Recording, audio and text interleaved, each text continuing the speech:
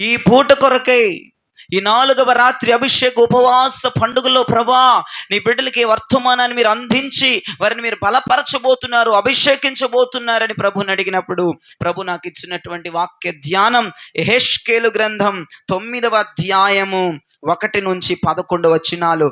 నేను ఒకటి చదువుతాను, మీరు ఒకటి చదవండి. మీరు ఒకటంటే మైక్లో, అందరూ కాదు. అందరూ చదివితే అసలు అర్థమే కాదు. అర్థమైందా? విడతల వారీగా చదువుతుంది. ఏంటి ఎప్సిబా డౌట్గా గత్రబిత్ర అయిపోతున్నావు? టెన్షన్ ఏం పడబాక. నేను ఒకటి, మీరు ఒకటి, అన్ని మీరే కాదు. ఒకళ్ళ మైకి పుచ్చుకోండి, నేను ఒకటి చదువుతాను, మిగతా వాళ్ళు ఇంకొకటి చదువుతారు. మీరు చాలా జాగ్రత్తగా వినండి. 11వ వచనం అయిపోయినాక అందరూ నా వైపు చూడండి. యెహెజ్కేలు గ్రంథం 9వ అధ్యాయము 1 నుంచి 11 వచనాలు. మరియు నేను చెవులారా వినున్నట్లు ఆయన గట్టిగా ఈ మాటలు ప్రకటించెను. ఒక్కొక్కడు తాను హతము చేయు ఆయుధములను చేత పట్టుకొని పట్టణపు కావలి వారందరూ ఇక్కడికి రండి అనెను. అంతలో ఒక్కొక్కడు తాను హతము చేయు ఆయుధమును చేత పట్టుకొని ఉత్తర దిక్కునున్న పైగవిని మార్గముగా 6 మనుష్యులు వచ్చుచుండిరి. వారి మధ్య ఒకడు అవిసనార బట్ట ధరించుకొని నడుమునకు లేఖకును సిరాబుడ్డి కట్టుకొని ఉండెను. వారు ఆలయమును ప్రవేశించి ఇత్తడి బలిపీఠము నొద్ద నిలిచిరి. ఇశ్రాయేలీయుల దేవుని మహిమ తానున్న కెరేబు పైనుండి దిగి మందిరపు గడప దగ్గరకు వచ్చి నిలిచి అవిసెనార బట్ట ధరించుకొని లేఖకును సిరాబుడ్డి నడుముకును కట్టుకొనిన వానిని పిలువగా, మునకు కట్టుకొనిన వానిని పిలువగా యెహోవా యెరూషలేమును ఆ పట్టణంలో ప్రవేశించి చుట్టూ తిరిగి దానిలో జరిగిన హేయకృతులను గూర్చి మూల్గులిడుచు ప్రలాపించుచున్న వారి లాలాటముల గుర్తు వేయమని వారికి ఆజ్ఞాపించి, నేను వినుచుండగా వారికి లాగు సెలవిచ్చెను. మీరు పట్టణములో వాని వెంట పోయి నా పరిశుద్ధ స్థలము దగ్గర మొదలుపెట్టి కటాక్షమైనను కనికరమైనను లేకుండా అందరినీ హతము చేయుడి. అందరూ నశించున్నట్లు ఎవరిని విడిచిపెట్టక పెద్దవారిని చిన్నవారిని కన్యకలను పిల్లలను స్త్రీలను చంపవలను గాని ఆ గుర్తు ఎవరికుండునో వారిని ముట్టకూడదు. వారు మందిరము ముందునున్న పెద్దలను హతము చేయ మొదలు పెట్టగా ఆయన మందిరమును అపవిత్రపరచుడి, ఆభరణములను హతమైపోయిన వారితో నింపుడి, మొదలు పెట్టుడి అని సెలవిచ్చెను గనుక వారు బయలుదేరి పట్టణములోని వారిని హతము చేయసాగిరి. నేను తప్ప మరి ఎవరునూ శేషింపకుండా వారు హతము చేయుట నేను చూచి సాష్టాంగపడి వేడుకొని, అయ్యో ప్రభువా యెహోవా, యెరూషలేము మీద నీ క్రోధమును కుమ్మరించి ఇశ్రాయేలీయులలో శేషించిన వారినందరినీ నశింపజేయుదువా అని మొరపెట్టగా ఆయన నాకిలాగు సెలవిచ్చెను. ఇశ్రాయేలీయులు వారి యొక్కయు యూదా వారి యొక్కయు దోషము బహుఘోరముగా ఉన్నది. వారు యెహోవా దేశమును విసర్జించెననియు ఆయన మమ్మును కానడనియు ననుకొని దేశమును హత్యతోను పట్టణమును తిరుగుబాటుతోను నింపియున్నారు. కాబట్టి కటాక్షముంచకయు కనికరము చూపయకయు నేను వారి ప్రవర్తనల ఫలమును వారు అనుభవింపచేసేదను. అప్పుడు అవిసెనార బట్ట ధరించుకొని లేఖకును సిరాబుడ్డి నడుమునకును కట్టుకుని వాడు వచ్చి, నీవు నాకు ఆజ్ఞాపించున్నట్లు నేను చేసి తినని మనవి చేసేను. చేతులెత్తి గట్టిగా ప్రభు హల్లెలూయా. దేవునికి మహిమ కలుగునుగాక. ఇక్కడ రాయబడిన మాటలన్నీ గనక మీకు అర్థమయ్యిందో అర్థం కాలేదో నాకు తెలియదు, కానీ నా వైపు చూస్తే మీకు అర్థమైనట్లు చెప్తాను.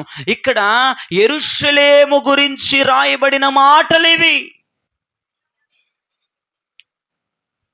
కనికరించను. యెరూషలేము ఎవరు? లేదు లేదు. యెరూషలేము గురించి రాయబడిన మాటలు వింటున్నారా? నా వైపు చూస్తున్నారా? ఈ మాటలన్నీ ఎవరి గురించి మాట్లాడుతున్నాడు ప్రభు అక్కడ? యెరూషలేము అనగా ఏంటిది? మీరు చెప్తారేమోనని ఎక్స్పెక్ట్ చేస్తున్నా. దుర్మార్గులారా, ఎన్నిసార్లు చెప్పాను. యెరూషలేము అనగా అర్థం ఏంటి? పిహెచ్డి లెవెల్లో చెప్పొద్దని చెప్పి. యెరూషలేమనగా సంఘం.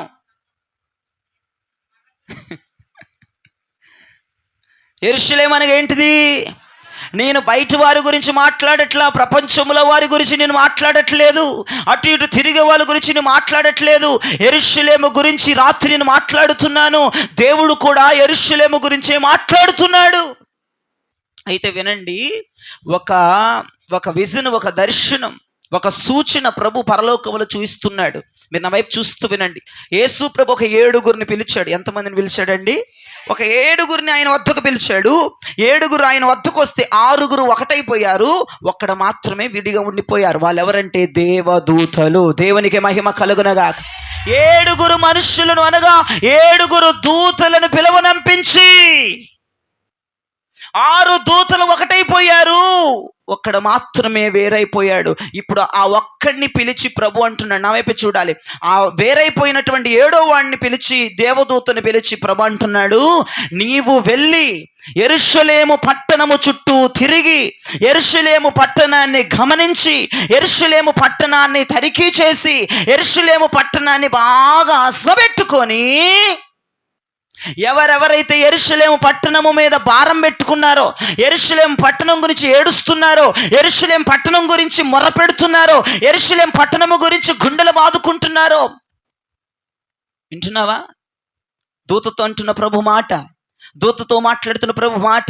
ఎవరెవరైతే యెరూషలేము పట్టణం కాపాడబడాలయ్యా, యెరూషలేము పట్టణం రక్షించబడాలయ్యా, యెరూషలేము పట్టణములో ఈ పాపముల నుంచి తొలగించయ్యా, యెరూషలేము పట్టణములో జరుగుతున్న ఈ పాపమును విడుదల చెయ్యనాయనా, నీ కనికరాన్ని పంపు, నీ కృపను పంపు, నీ శక్తిని పంపు, నీ ఫలాన్ని పంపు, నీ అభిషేకాన్ని పంపయ్యా అని ఎవరు ప్రార్థన చేస్తున్నారో వారి మధ్యకును వెళ్ళి వారి లాలాటముల మధ్య ఒక ముద్ర వేసి తిరిగి రమ్మని ప్రభు చెప్పాడు.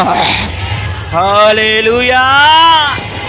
దేవుడు చెప్పిన మాట, ఎవరైతే యెరూషలేము పట్టణము కనికరించబడాలని ప్రార్థన చేస్తున్నారో, యెరూషలేము పట్టణం దీవెనకరంగా ఉండాలని, యెరూషలేము పట్టణాన్ని కాపాడమని, యెరూషలేము పట్టణాన్ని రక్షించమని ఎవరైతే మొరపెడుతున్నారో, విజ్ఞాపన చేస్తున్నారో, కన్నీరు కారుస్తున్నాడో, ఓ దూత వారికి వెళ్ళి నువ్వేం చేయమంటున్నాడు? వారి 2 లాలాటముల మధ్య ఒక ముద్రను వేసి రమ్మన్నాడు. దూత వచ్చాడు, పరలోకము నుంచి దూత వచ్చాడు. దూత అమ్మాయా అబ్బాయా? అబ్బాయా, డౌట్ లేదు, అబ్బాయే. దూత వచ్చాడు, పరలోకము నుంచి దిగి వచ్చి దూత వచ్చాడు. ఆ యెరూషలేము పట్టణం అంతా తిరుగుతున్నాడు, యెరూషలేము పట్టణం అంతా గమనిస్తున్నాడు, యెరూషలేము పట్టణాన్ని అంతా అసపెట్టుకున్నాడు. ఎవరైతే కన్నీరు కారుస్తున్నాడో, ఎవరైతే యెరూషలేము పట్టణం గురించి భారము కలుగున్నారో, ఎవరైతే యెరూషలేము పట్టణం గురించి దుఃఖము కలుగున్నారో, ఎవరైతే యెరూషలేము పట్టణం గురించి వేసారిపోతున్నారో, ఎవరైతే యెరూషలేము పట్టణం బాగుపడాలని, దీవించబడాలని, దేవుని కనికరం యెరూషలేము పట్టణం మీదకు దిగి రావాలని, దేవుని మహిమ యెరూషలేము పట్టణం మీద ఉండాలని ఎవరైతే ప్రార్థన చేస్తున్నారో వారందరినీ కనిపెట్టి ఆ దూత వారి 2 లాలాటముల మధ్య నేను చూపిస్తున్నాను. లాలాటములు అంటే ఏంటని మీరు అడగక్కర్లేదు. 2 లాలాటముల మధ్య ఒక ముద్రను వేసి దూత తిరిగి వెళ్ళాడు, పరలోకానికి తిరిగి వెళ్ళి, ప్రభువా నువ్వు చెప్పినట్టు నేను చేసేసాను. హల్లెలూయా. నువ్వు చెప్పినట్టు నేను చేసేసాను. ఇక అయిపోయింది, ఆ దూత చేసిన పని అయిపోయింది. ఆ దూత వచ్చాడు, లాలాటముల మధ్య ముద్ర వేశాడు. ఎవరికి వేశాడో నేను మీకు బాగా గుర్తుపెట్టుకోవాలి. నేను ఎన్నిసార్లు మాట్లాడాను. యెరూషలేము పట్టణం గురించి ప్రార్థన చేసేవాళ్ళు, భారం కలిగిన వాళ్ళు, కన్నీరు కార్చేవాళ్ళు, కరుణించమనేవాళ్ళు, కాపాడమనేవాళ్ళు, దయచేయమనేవాళ్ళు, నీ మహిమ ఈ పట్టణం మీద ఉండాలి, యెరూషలేము పట్టణం మీద ఉండాలి అని ప్రార్థనలు చేసి భారము కలిగి కన్నీరు కార్చిన వాళ్ళకి ఆ లాలాటముల మధ్య ముద్ర వేయబడింది. అది మీరు మర్చిపోద్దు. అయితే 6 ఉన్నారు చూసావా? ఇందాక 6 పక్కన పెట్టారుగా, 6 పిలిచాడు ప్రభు. ఇప్పుడు మీరేం చేస్తారంటే, ఆ దూత వెళ్ళాడు, లాలాటముల మధ్య ముద్ర వేశాడు, వచ్చేసాడు, దూత పని అయిపోయింది. ఇప్పుడు 6 ప్రభు అంటున్నాడు, మరణ ఆయుధాలను మీరు పట్టుకోండి, హత్య ఆయుధాలను పట్టుకొని, కట్టాలను పట్టుకోండి, చాకులను పట్టుకోండి, బొల్లాలను పట్టుకోండి, ఇక బయలుదేరండి. ఎవడెవడైతే యెరూషలేము పట్టణముల పాపముతో ఉన్నాడో, ఎవరెవరైతే భారము లేకుండా ఉన్నాడో, కత్తి వాత చేత మొత్తాన్ని చంపేయండి, ముద్ర లేని వారందరినీ చంపేయండి అన్నాడు ప్రభు అక్కడ. ఇప్పుడు మనం చదివిన వాటిలో అదే ఉంది. మీరేంటి వింతగా చూస్తున్నారు? అక్కడ ఆ మాటలు ఇవ్వన్నట్టుగా ఉన్నాయా? నిన్నేమో సంహారకుడు చంపుతాడని దేవుడు ముద్ర వేశాడు, ఈ రోజు నా ప్రభువే నిన్ను చంపమని పంపిస్తున్నాడట. ఎవరు? ముద్ర లేని వారు చంపబడతారు. ప్రభు చెప్పాడు. ఇంకో మాట అక్కడ ఉంది, కనికరం చూపించొద్దు. ఉందా అక్కడ? మీరు చంపేటప్పుడు వినండి, అందుకే నేను గేటు తీలా, కనికరం లేదు నాకు. ప్రభు ఏం చెప్పాడు? ఒకసారి ఆ మాట చూడమ్మా అక్కడ. అది చదువమ్మా. కాబట్టి కటాక్షం ఉంచకయు, నువ్వు కటాక్షం ఉంచొద్దు, కనికరం చూపైకయు, కనికరం చూపొద్దు, నేను వారి ప్రవర్తన ఫలములను ఆ, వారు అనుభవింప చేసేదను. దేవుడికి మహిమ కలుగునుగాక. ఏ దూతలారా, మీరెవరైనా ఏడ్చారని, కాలు పట్టుకున్నారని, ఈ ఒక్కసారిగా అన్నారని మీరు కనికర పడ్డారా? మిమ్మల్ని చంపేస్తా నేను, మిమ్మల్ని చంపేస్తా నేను. 6గురితో చెప్తున్నాడు ప్రభు. మీరు చచ్చిపోతారు. పిల్లల దగ్గర నుండి, పిల్లలు కూడా చూడొద్దు, పిల్లలు, పడుసోళ్ళు, కన్నికలు, పెళ్ళైనోళ్ళు, పెళ్లిగానోళ్ళు, నడివేసోళ్ళు, ముసలోళ్ళు, ఎవడుంటే వాడు, ముద్ర లేనివాడిని ఏసి ఒక్క ఏటేసి చంపేయండి, బతకనివ్వద్దు. ప్రభు అక్కడ వాడిన మాట కనికరాన్ని చూపించొద్దు, కటాక్షాన్ని చూపించొద్దు. వాళ్ళు ఏడ్చారని వాళ్ళు నంగనాచి ఏడుపులు ఏడుస్తారు, వాళ్ళు ఆ ఏడుపులు మీరు పట్టించుకోవద్దు. ప్రభు చెప్పకనే చెప్తున్నాడు దూతలకి, ఏవండి, సంఘములో మారణ హోమం, ఇది రాకడ దినాల్లో జరగబోతున్న నగ్న సత్యం. ఇది ముద్ర వేయబడి ఉన్నవారు రక్షించబడతారు, ముద్ర లేని వారు ఆ దూతలు తీసుకొస్తున్న మారణ హోమాన్ని, ఆ దూతలు తీసుకొస్తున్న మరణ ఆయుధాల చేత, కత్తివాత చేత కూలిపోతారు ఒక్కొక్కరు. మీరు గుర్తించుకోవాలి, ముద్ర ఉన్న వాళ్ళు ఏం చేయబడుతున్నారమ్మా? రక్షించబడుతున్నారు. ముద్ర లేని వాళ్ళు ఏం చేయబడుతున్నారు? మరణ ఆయుధాల చేత చంపివేయబడుతున్నారు. అక్కడ ప్రభు చెప్పారు, మీరు వాళ్ళని కనికరించొద్దు. మీరు వాళ్ళని కనికరించారా? నేను మిమ్మల్ని కనికరించినని వార్నింగ్ ఇచ్చాడు. 6 దూతలకి వార్నింగ్ ఇచ్చి పంపించాడు భూమి మీదకి. ఇక దిగొచ్చారండి 6గురు. మామూలు ఆయుధాలు పట్టుకోలేదు. మీకు తెలుసు కదా, ఒక దూత తన వరలో నుంచి కత్తిలా తీస్తేనే కొన్ని లక్షల మంది తలలు పేలిపోతాయి. వినండి, యెరూషలేము పట్టణం అనగా వివిధ యూదులు, ఇజ్రాయేలు ప్రజలు ప్రార్థనలు చేసుకునే స్థలం అది, విజ్ఞాపన చేసే స్థలం అది. ఆ స్థలములో క్షేమం ఉంది. నిన్న చెప్పాను నేను, సంఘములో క్షేమం ఉంది, సంఘములో ఆరోగ్యం ఉంది, సంఘములో దీవెన ఉంది. సంఘములో ఎంత క్షేమం ఉందో, సంఘములో ఎంత ఆరోగ్యం ఉందో, సంఘములో ఎంత సంతోషం ఉందో, అంతే శాపము కూడా ఉంది. మీరు అవునన్నా కాదన్నా సంఘములో తిక్క వేషాలు వేస్తే, అదిగో మరణ ఆయుధాలు తిక్క వేషాలు వేసే వాళ్ళ కొరకే అక్కడ రంపాలు ఆయుధాలు నోరుతున్నారు దూతలు. ఎప్పుడు దిగి వచ్చి సంఘములో ప్రార్థన చేస్తున్న వారిని, సంఘములోనికి వచ్చి పాపము చేస్తున్న వారిని, ఇంతకీ నేను అంటాను, సంఘంలో ఏదన్నా పాపం చేయేస్తారా అయ్యగారు? అసలు మీరు మరీ చెప్తున్నారు, అసలు సంఘంలో పాపం జరిగిద్దంటారా అయ్యగారు? మీరు మరీ చెప్తున్నారంటే, మీరు అక్కడ వాక్యంలో చూశారు కదా, యెరూషలేము పట్టణాన్ని పాడు చేసేవారు లేరంటారా? యెరూషలేము పట్టణములో పాపము చేస్తున్న వారిని చంపమని అక్కడ దేవుని వద్ద నుంచి, సైన్యములకు అధిపతి యెహోవా వద్ద నుంచి ఉత్తరములు జారీ అయిపోయినాయి 6 దూతలకి. దేవుడు అన్నారు, మీరు ఎలక్ట్ అయిపోండి, మరణాయుధాలు పట్టుకోండి, రంపాలు పట్టుకోండి, కత్తులు పట్టుకోండి, ఆ యొక్క బలమైనటువంటి ఆయుధాలు పట్టుకోండి. ఒక్క ఏటుకే సావాలి జనం.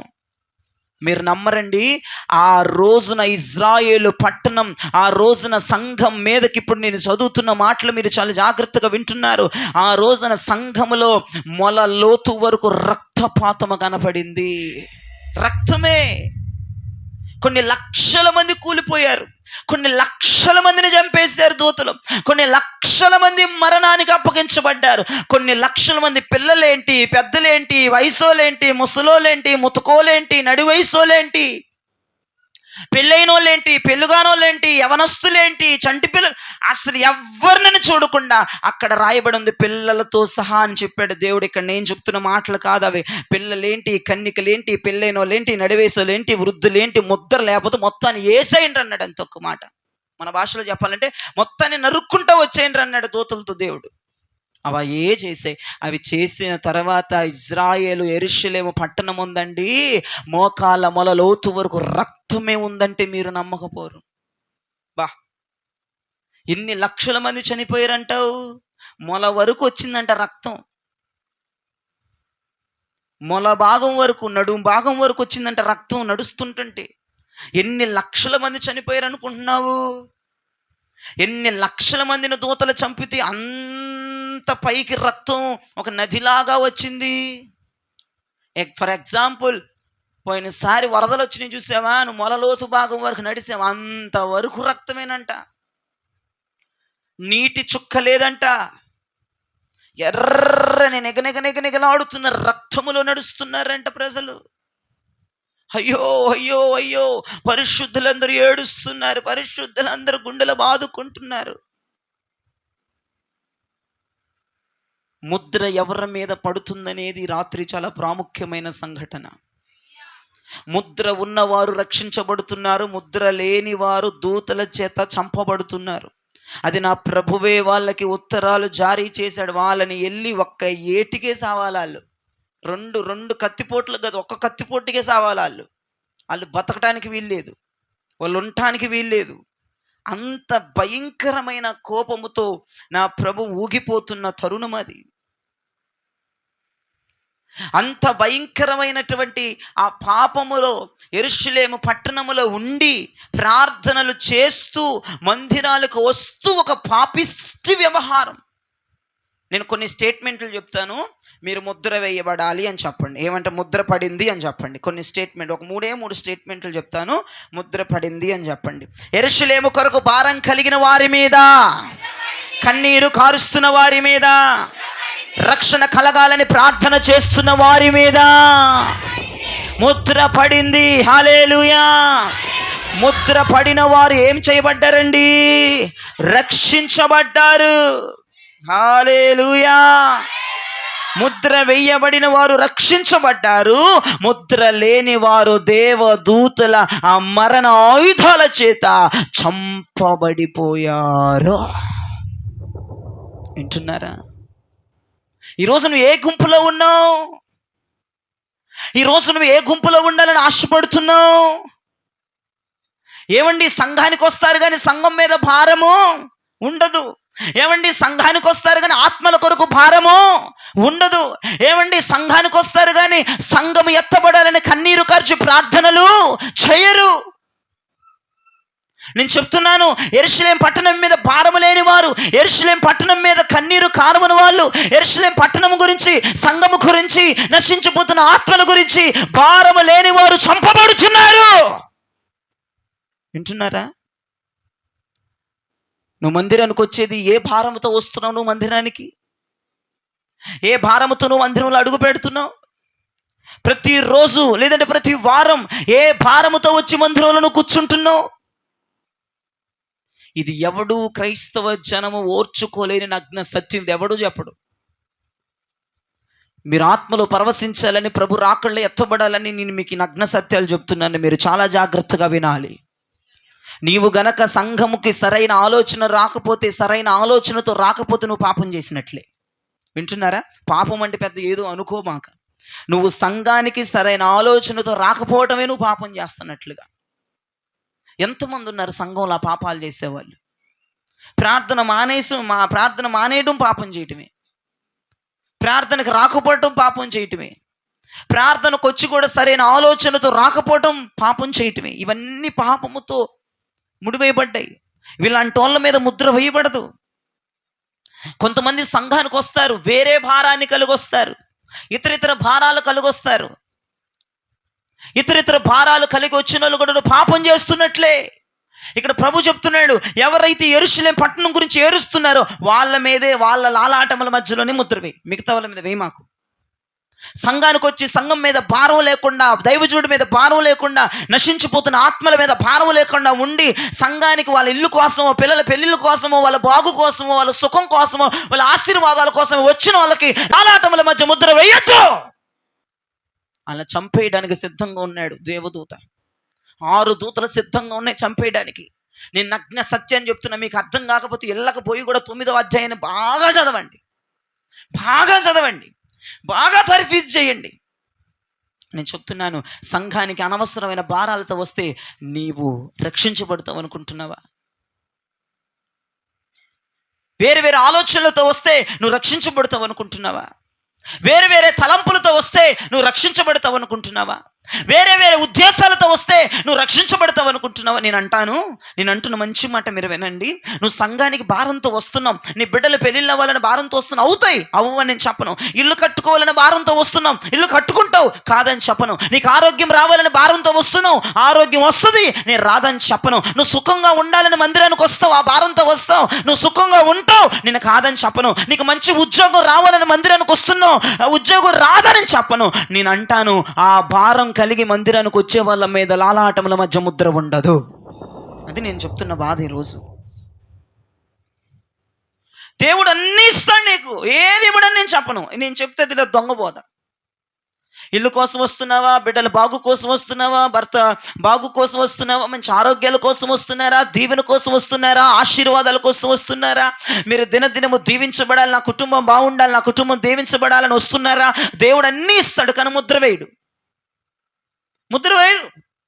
నువ్వు అడిగిందల్లా దేవుడు ఇస్తాడు మందిరంలో. కానీ ఇంకొకటి అంటాను, అది పాపం అంట. పొద్దుగూకులు అడుక్కోవటమే పని.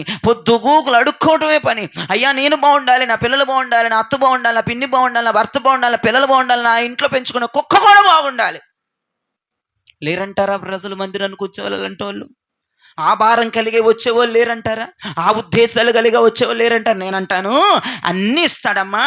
ఇల్లు ఇస్తాడు, ఆస్తులు ఇస్తాడు, ఐశ్వర్యం ఇస్తాడు, ఘనత ఇస్తాడు, పలుకుబడి ఇస్తాడు, మంచి బట్టలు ఇస్తాడు, మంచి తిండి ఇస్తాడు, మంచి సమృద్ధి ఇస్తాడు, కానీ ముద్ర ఇవ్వడు. ఏది కావాలో డిసైడ్ అవ్వు. ముద్ర కావాలా, అన్నీ కావాలా? అన్నీ ఇస్తాడండి, నేను ఇవ్వడని చెప్పను. నా యేసుప్రభు అన్ని దయచేసేవాడే, అన్నీ ఇచ్చేవాడే. కానీ నేనంటాను, నువ్వు సంఘానికి ఏ భారముతో ప్రతివారం వస్తావు? నీ ఉద్దేశాలేంటి? సంఘానికి రావటం పట్ల నీ ఉద్దేశం ఏంటి? సంఘానికి నువ్వు ఎందుకు వారం వారం బయలుదేరి వస్తున్నావు? మేలుల కోసమా, ఆశీర్వాదాల కోసమా, ఆరోగ్యం కోసమా, సమృద్ధి కోసమా, స్వస్థత కోసమా, విడుదల కోసమా, విజయం కోసమా వస్తున్నాయి? నువ్వు అనుకున్నవన్నీ వచ్చేస్తున్నాయి. నేను ఒకటి చెప్తాను, ఒకడు మీకు బోటోడు శృంగారం అనే దేవాలయం చర్చికి రోజు వెళ్తున్నాడు అంట. ఒక్కరోజు కూడా మానేవాడు కాదంట, ఒక్కరోజు కూడా మాండంట. రోజు శృంగారం అనే దేవాలయంకి వెళ్తాడంట. ఆ చర్చి పాస్టర్ అన్న జ్వరం వచ్చో, కడుపులు నొప్పి వచ్చో, ఆ యాజకుడన్న, ప్రధాన యాజకుడన్న ఒక రోజు మానేస్తాడేమో, కానీ ఆడు మాత్రం రోజు వెళ్తున్నాడంట. ఎవడాడు? అది ఎవరు చెప్పారమ్మా? దేవుడు మిమ్మల్ని దీవించును గాక. అడుక్కునేవాడు రోజు చర్చికి వెళ్తున్నాడంట. ఆడు ఏ రోజు మాండంట. ఆడు పుట్టుకు నుంచి కుంటోడు, భిక్షాటన చేయడానికి వెళ్తున్నాడంట చర్చి దగ్గరికి, భిక్షాటన చేయటానికి. మీరు అనుకుంటారు, నా వైపు చూడండి, అమ్మ వాడు పాపం భిక్షగాడు కదా. నేను అంటున్నా, వాడు ధనవంతుడు అంటాను నేను. మీరు ఎప్పుడైనా 4 పని మనుషులను పెట్టుకున్నారా మిల్లల్లో? 4 పోనీ ఒకలన్నా ఉన్నారా? మీ భర్త నువ్వు చేసి నువ్వు ఇదైపోతున్నావే, ఒక పని మనిషిని పెట్టుకుంటే ఆ జీతం మీద నాకే, నేనే చేస్తానంటావు. అట్టండి కరువా కాలం అన్నట్టుంది మన జీవితాలు ఇప్పుడు. మీకు విషయం చెప్పనా? ఆడు 4 పోషిస్తున్నాడు. ఆ కుంటుడు ఉదయం పూట 4 దించుతాడంట, 4 తీసుకెళ్తారంట. ఆడు జీతం ఇచ్చేది ఈడే. మరి పిచ్చి మోహల్లారా వినండి, కొంతమంది మందిరాలకు వస్తారు, యేసుప్రభు ఎంత ఇచ్చినా అడుక్కోవటం మానరు. అది దానికి అర్థం, నేను చెప్పే అర్థం. పిల్లల్ని దీవించమంటావు, దీవిస్తాడు, మంచి పొజిషన్లో పెడతావు, పొద్దుగూకులు అడుక్కోవడానికే వస్తారు. మళ్ళీ పరిస్థితి అంతా బాగానే ఉంటుంది, తినడానికి కూడు ఉంటుంది, కట్టుకోవడానికి వస్త్రాలు ఉంటాయి, తాగడానికి నీళ్ళు ఉంటాయి, అన్నీ బాగానే ఉన్నాయి, ఉండటానికి తలదాచుకోవడానికి మంచి గృహం ఉంది, అద్దె కట్టుకోవడానికి స్తోమత ఉంది, ఈఎంఐలు కట్టుకోవడానికి స్తోమత, ఇంకా అడుక్కుంటారు. వాళ్ళ మీద ముద్ర ఉండదు, అడుక్కునే వాళ్ళ మీద ముద్రలు ఉండవు. ఇక ఎంతకాలం అడుక్కోవడానికే వస్తున్నావు? నువ్వు మందిరానికి వచ్చేది అడుక్కోవడానికే వస్తున్నావా? నువ్వు ఫీల్ అయినా నాకు బాధ లేదు. నేను అంటాను, నువ్వు మందిరానికి వచ్చేది ముద్ర కోసమైతే నువ్వు సంఘం పట్ల భారం కలిగి ఉండాలి.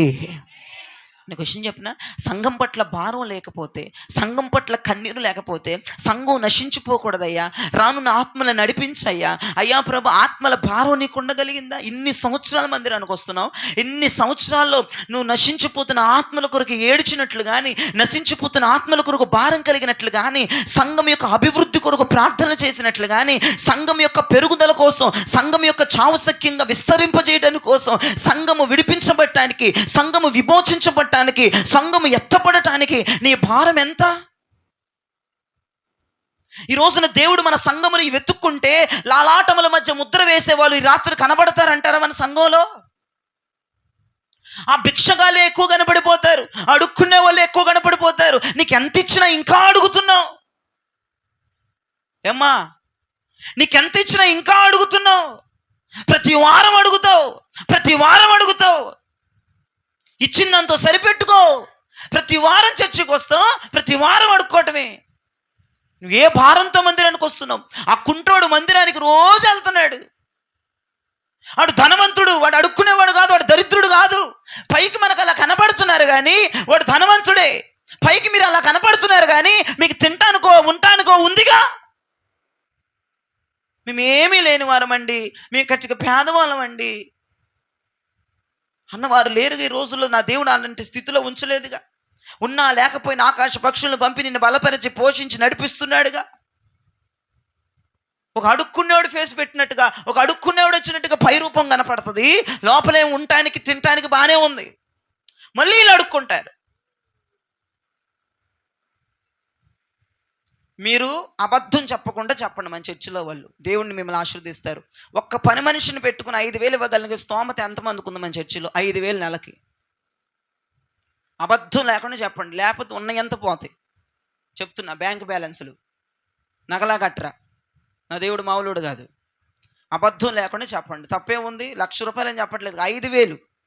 అమ్మా చెయ్యెత్తు, నువ్వు ఎత్తు మా చెయ్యి. మాకుంది. ఓకే 2. మిగతా వాళ్ళందరూ దొంగ భక్తులే, అందరూ దొంగలే.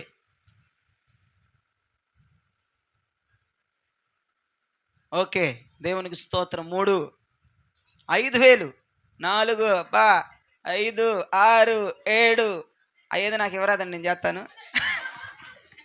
7 ఇంకా లాగట్ల చేతులు. నా యాదలో ఉన్న వాళ్ళు ఉన్నారు. మీరు 5,000 ఇవ్వగలరు. అయ్యగారికి ఎట్ట తెలుసు అనుకున్నారు? నాకు బాగా తెలుసు. సుశీల గారిని మీరు ఇవ్వగలరు, స్వర్ణక్క నువ్వు ఇవ్వగలవు. ఇచ్చేస్తావు, వేసి రక్త వెజ్జయ్యి. మామూలు కాదు, మీరు ఇస్తారు. సలోమి గారు ఇవ్వగలరు. మనం ఏదో టిఫిన్ బండి పెట్టుకున్నంత మాత్రాన్ని దరిద్రమేం కాదు మనం. వస్తున్నాయి, దేవునికి స్తోత్రం కలుగును గాక.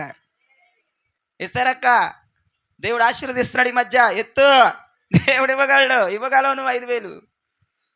సత్యక్క ఇవ్వగలరు, దేవునికి స్తోత్రం. ఇంకమ్మా ఇవ్వగలరు. మరి ఇవ్వగలిగినంత స్తోమత ప్రభు మనకు అనుగ్రహించిన ఇంకా నేనేమంటానంటే ఇంకా అడగటం, ఇంకా అడగటం, ఇంకా అడగటం, ఇంకా అడగటం భారం ఏది అంటున్నా నేను.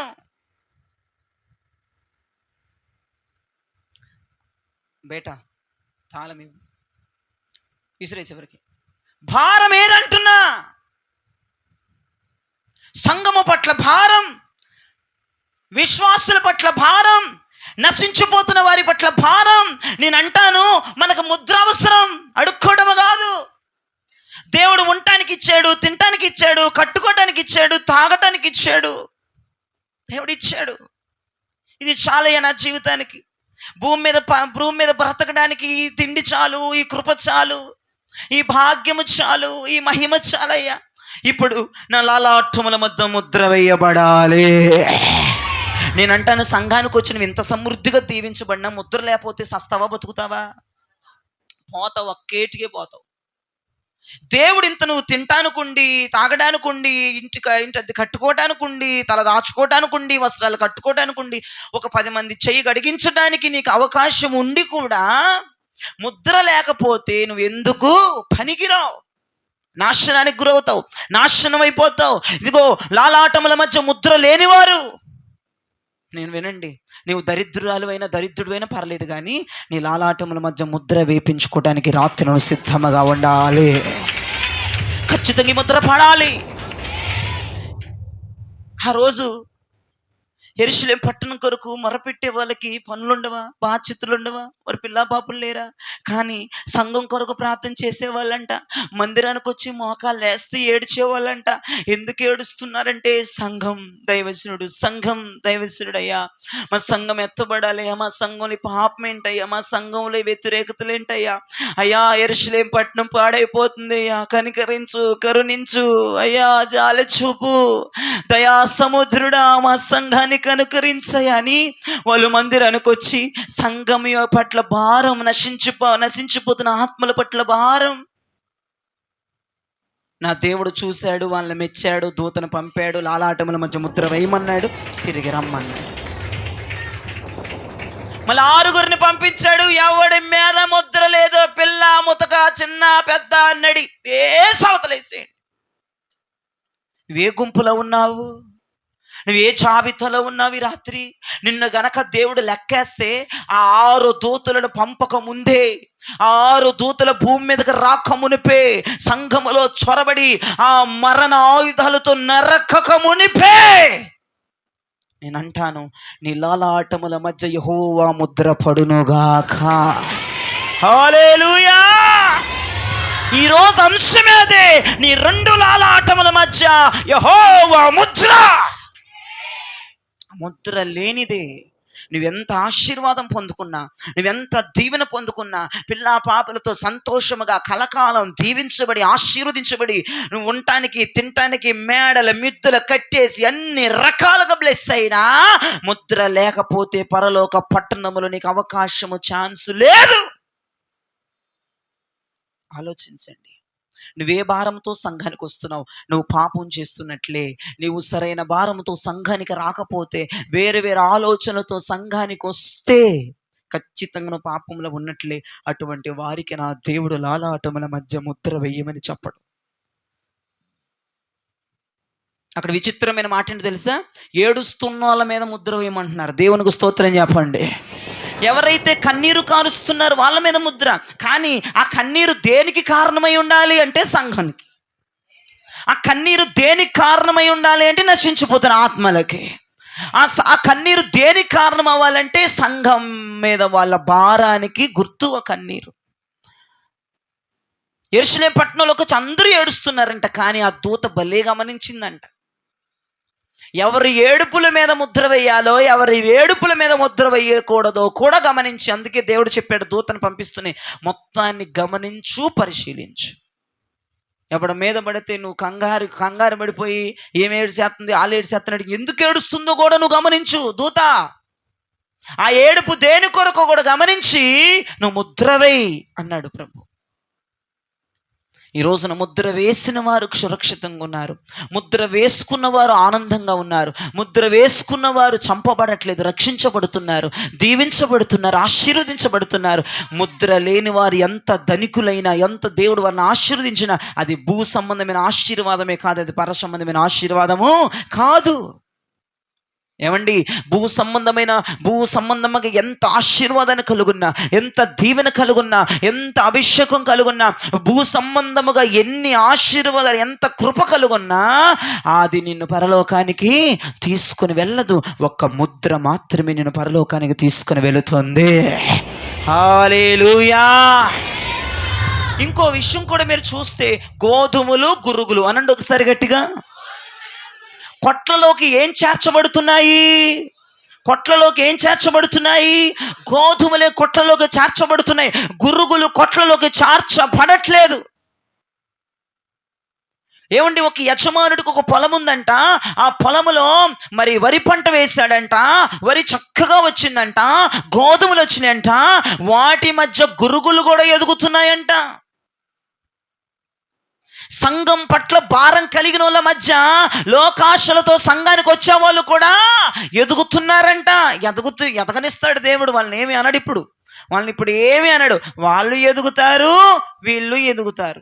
సంఘం మీద భారం ఉండి, దైవజనుడి మీద భారం ఉండి, కన్నీరు కార్చి నశించిపోతున్న ఆత్మల కొరకు భారం ఉన్న వాళ్ళు దీవించబడుతున్నారు. సంఘం మీద భారం లేక, దైవజనుడి మీద భారం లేక నశించిపోతున్న ఆత్మల మీద భారం లేని వాళ్ళు కూడా దీవించబడుతున్నారు. గోధుమలు ఎదుగుతున్నాయి, గురుగులు ఎదుగుతున్నాయి. గోధుమలతో పాటుగా గురుగులు కూడా సమానంగా ఎదుగుతున్నాయి. గోధుమలతో పాటుగా గురుగులు కూడా సమానంగా ఆశీర్వదించబడుతున్నాయి. గోధుమలతో పాటుగా గురుగులు కూడా సమానంగా దీవించబడుతున్నాయి. కానీ చివరికి కొట్టల్లోకి వెళ్ళేవి గోధుమలే, గుర్తుపెట్టుకో. గురుగులు చేరవు. గురుగులని పేరికి వేసి అవతల పడేయబోతున్నాడు నా దేవుడు రానున్న దినాల్లో. ఇది రాకడ దినములు గనుక, ఇది రాకడ దినములకు సూచనలు గనుక నేను అంటాను, భూమి మీద నువ్వు ఆశీర్వదించబడినా దించబడకపోయినా నాకు అనవసరము, కానీ నీ లాలాటముల మధ్య ముద్ర ఉండే భారాన్ని మనము కలిగి ఉండాలి. ఆ కన్నీటిని కలిగి ఉండాలి, ఆ వేదనని కలిగి ఉండాలి. 5 రోజుల్లో దేవుడు సృష్టిని చేశాడు. ఎన్ని రోజుల్లో చేశాడండి? గట్టిగా చెప్పాలి. 5 రోజుల్లో దేవుడు నోటి మాట చేత సృష్టిని కలగజేసి, ఆ 6వ రోజు తన స్వహస్తాలతో మనుష్యుల్ని తయారు చేశాడు. చాలా జాగ్రత్తగా వినాలి, వాక్యము లోతుల్లోనికి వెళ్ళిపోతున్నాం. 5 రోజుల్లో నోటి మాటతో సృష్టి చేశాడు. 6వ రోజు తన స్వహస్తాలతో మానవుణ్ణి చేశాడు. హవ్వని, ఆదామును చేసి ఏదేను వనాన్ని ఇస్తే వాళ్ళేం చేశారు? ఆజ్ఞను అతిక్రమించి పాపములోనికి చొరబడిపోయారు. ఆ రోజు వాళ్ళు చేసిన పాపము ఎలా ప్రబలిందంటే ప్రపంచంలో దేవుడు భూమి మీద ఉన్న మనుషులు చూడలేక సంతాపపడి ఏడ్చే తీవ్రతలోనికి వచ్చేసింది పాపం. దేవుడు ఏడుస్తున్నారంట తాను చేసిన మనుషులను బట్టి. దేవుడు బాధపడుతున్నాడంట తాను చేసినటువంటి వ్యక్తులను బట్టి. అంత తీవ్రము, అంత విజృంభించింది ప్రపంచంలో పాపం. ఆయనను ఏడిపించే అంతగా, ఆయనను దుఃఖ పెట్టే అంతగా, ఆయన మైండ్ పోయే అంతగా పాపము ప్రబలిపోయింది. అయితే దేవునికి భయంకరమైన కోపం వచ్చి, నోవా నీవు వెంటనే వాడన కట్టు, వెంటనే వాడన కట్టు, నేను భూమిని నాశనం చేయబోతున్నాను అన్నాడు. దేవునికి స్తోత్రం కలుగనగాక. దేవుడు బాధపడి సంతాపపడి ఏడవటం, బాధపడటం కాదు, కానీ నేను చేసిన తన స్వహస్తాలతో చేసిన భూమిని ఆయన నాశనం చేయాలనుకున్నాడు. ఆయన చెయ్యాలనుకున్నది చేద్దామనుకొని నోవా దగ్గరికి వచ్చి, నోవా నేను భూమిని జలప్రలయముతో నాశనము చేయాలనుకుంటున్నాను గనక నీకు నీ కుటుంబానికి ఒక వాడను కట్టుకోమని దేవుడు చెప్పాడు. అయితే దేవుడు చెప్పిన మాటకి ఆ నోవా లోబడిపోయాడు. ఆ నోవాహు మరి తలదించాడు. ఆ నోవాహు దేవుని చిత్తానికి తలదించాడు. దేవుని చిత్తానికి తలదించి అటుపక్క ఓడను కడుతున్నాడు, అటుపక్క సువార్త చెప్తున్నాడు. చెప్పండి, అటుపక్క ఓడను కడుతున్నాడు, అటుపక్క సువార్త చెప్తున్నాడు. ఇటు ఓడ కడుతూనే మారండ్రా, అదిగో జలప్రలయం వస్తుందంట్రా, భూకంపం రాబోతుందంట్రా, ప్రభు అక్కడ రాబోతుందిరా, ఒరే మారండ్రా అని అటు సువార్త చెప్తున్నాడు, ఇటు వాడగడుతున్నాడు. సువార్త చెప్తున్నాడు, వాడగడుతున్నాడు, సువార్త చెప్తున్నాడు, వాడగడుతున్నాడు. ఈ వాడ కట్టడానికి తన కొడుకులందరూ కూడా తండ్రికి సపోర్ట్ చేస్తున్నారు. ఈ ఆడవాళ్ళు ఏం చేస్తున్నారు? మరి వాళ్ళకి తిండి పెడుతున్నారు, వంట. ఇక ఆడవాళ్ళు ఎవరని తెలిసింది కదమ్మా, మీ అంత భయంకరమైన బాధలు ఎవరికి ఉండవు భూ ప్రపంచంలో. అంత బాగా కష్టపడతారు. ఆ భార్య, కోడళ్ళు, ఈ నలుగురు కలిసి ఏమో రోజు వంట చేయడం, రోజు భర్తకి కొడుకులకు పెట్టడం.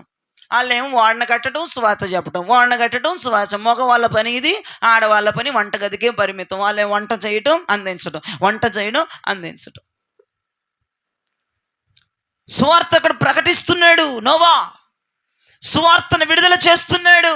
ఎందుకంటే నోవా అనే వ్యక్తి ఇదిగో నశించిపోతున్న ఆత్మల పట్ల భారం కలిగినోడుతున్న. దేవునికి మహిమ కలుగునుగాక. ఏ ఒక్క వ్యక్తి నశించకూడదు, జలప్రలయం వస్తుందని అందరికీ తెలియాలి, నేను అందరికీ చెప్పాలని వాడ కడుతున్నాడు, ప్రకటిస్తున్నాడు. వాడ కడుతున్నాడు, సువార్త చెప్తున్నాడు. వాడ కడుతున్నాడు, సువార్త చెప్తున్నాడు. సంఘానికి వస్తున్నాడు, సువార్త చెప్తున్నాడు. సంఘానికి వస్తున్నాడు, ప్రజల పట్ల భారం కలుగుంటున్నాడు. నేను అంటాను, వాడగడుతున్నాడు, స్వార్థ చెప్తున్నాడు. ఈ ఇంటోళ్ళేమో వంట భోజనం చేస్తున్నారు. వాళ్ళకు ఉపాధి ఎక్కడది? తినటానికి ఉపాధి ఎక్కడది? వాళ్ళకి డబ్బులు ఎక్కడి? ఏమమ్మా, వాళ్ళు సువార్త చెప్తున్నారు, వాడ కట్టుకున్నారు, పొద్దుగూకులు ప్రార్థనలలోనే ఉంటున్నారు. చూస్తేనే వాడ కట్టడం, లేదంటే సువార్త చెప్తాం, వీళ్ళేమో వాళ్ళకి భోజనాలు వండి పెట్టడం. వాళ్ళు తినడానికి ఎక్కడి వాళ్ళకి డబ్బులు? దానికి అర్థం ఏంటో తెలుసా? వాళ్ళ పనులు ఆగలేదు, దేవుని పని కూడా ఆగలేదు. హల్లెలూయా. మీ వ్యాపారాలు మానేసేయండి, ఉద్యోగాలు మానేసేయండి, వాడ కట్టండి, సువార్త చెప్పండి, దేవుడి పనిలోనే ఉండండి, తినండి, సువార్త చెప్పండి, ఇక తినండి, సువార్త చెప్పండి. మరి తినడానికి డబ్బులు ఎక్కడిరా? అంటే వాళ్ళు ఉద్యోగాలు చేసుకుంటున్నారు, ఒకవైపు సంఘం పట్ల భారం కలిగి ఉంటున్నారు. వాళ్ళ పనులు చేసుకుంటున్నారు, సంఘం కొరకు కన్నీరు కారుస్తున్నారు. వాళ్ళ ఉద్యోగాలు చేసుకుంటున్నారు, ఉపాధి తెచ్చుకుంటున్నారు, భారం కలుగుతున్నారు, సువార్త చెప్తున్నారు, సంఘం కొరకు ఏడుస్తున్నారు, ఎత్తబడాలని ఏడుస్తున్నారు, సంఘం కనికరించబడాలని. ఇటు సంఘం పనిలో తగ్గట్లేదు, అటు ఉద్యోగాల్లో తగ్గట్లేదు, ఈ సంఘం పనిలో తగ్గట్లేదు. కొంతమంది ఏమో అటే ఉంటారు, ఇటు ఉండరు. కొంతమంది ఏమో ఇటు ఉంటారు, అటు ఉండరు. ఇది చేస్తే అది చేయడు, అది చేస్తే ఇది చేయడు. మరి ఎందుకు నువ్వు? నేనంటాను, రెండూ బ్యాలెన్స్ చేసుకుని బ్రతకాలి భూమి మీద. దేవునికి స్తోత్రం కలుగునుగాక. అలాగున నా ప్రభు నీ కృపనిచ్చునుగాక, అలాగున నా దేవుని కృపనిచ్చునుగాక. మీ ఉద్యోగాలు కూడా నూతన సంవత్సరంలో మందిరాలకు అనుకూలంగా నా ప్రభు సమయాలు ఇచ్చునుగాక. ఒకవేళ వాడు ఆ సుప్పనతోడు ఇవ్వకపోతే నువ్వే అది మానేసి ఇంకోటి సమయం ఇచ్చే ఉద్యోగం ఎత్తుక్కుందువుగాక. మరి ఇలా కూడా చెప్పాలి అయ్యగారు, నేను ఇలా చెప్పకపోతే బాగోదు అయ్యగారు. ఒకవైపు నీ వ్యాపారాలు చేసుకోవాలి, నీ ఉద్యోగాలు చేసుకోవాలి, నీ చేతి పనులు చేసుకోవాలి, ఒకవైపు నీ రాబడి రావాలి, ఒకవైపు భారం కూడా తగ్గకూడదు. నేనంటాను, ఒకవైపు భూ సంబంధమైన వాటిలో నిమగ్నమైపోయి బిజీ అయిపోయావంటే ముద్ర పడదు. నీవు ఒకవేళ దీంట్లోనే బిజీ అయిపోయావంటే తినడానికి తిండి ఆడుంది. మరి ఇప్పుడు మందిరానికి అంకితం చేసేసుకొని, మందిర పనులకి అంకితం చేసేసుకొని, సువార్తకి నీ జీవితాన్ని అంకితం చేసుకుంటేనేమో అక్కడ రాబడి రావట్లేదు, చాలా కష్టమైపోతుంది. నేనంటాను, రెండిట్లో బ్యాలెన్స్ చేసుకు ఉండడం నేర్చుకోండి. రెండు పట్ల విధేయత కలిగి ఉండడం నేర్చుకోండి. అటు పని చేయాలి, అటు పొట్టా గడవాలి, ఇటు దేవుని భారము కూడా తీరిపోతూ ఉండాలి. దేవునికి స్తోత్రం. ఈ దినదినం ఈ భారము కూడా ఎక్కువైపోతూ ఉండాలి. సంఘం ఎడల ప్రేమ, సంఘం ఎడల ప్రీతికరము, సంఘం ఎడల ఆశ, సంఘం ఎడల కోరిక, సంఘ విశ్వాసీయుల ఆశ, నశించిపోతున్న వారి కొరకు ప్రార్థన, విజ్ఞాపన. నేను అంటాను, మీరు చేస్తారో చేయరో నాకు అనవసరం, కానీ అలా ఉంటేనే నీకు ముద్ర పడితే, లేకపోతే పడదు.